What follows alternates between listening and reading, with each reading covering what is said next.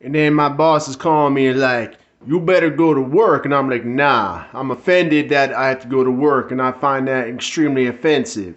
And then my boss says, well, I'm offended that you don't want to go to work because that's offensive. And now we're both offended. So where does that leave me offended? And I'm like, I don't know. It looks like we're both offensively offended. And I'm just like, I'm just not going to go to work because I'm offended that you would want me to be at work. And my boss is like, well, I'm offended that you're not going to go to work. And I'm like, that what sounds like we're both offended. Yeah.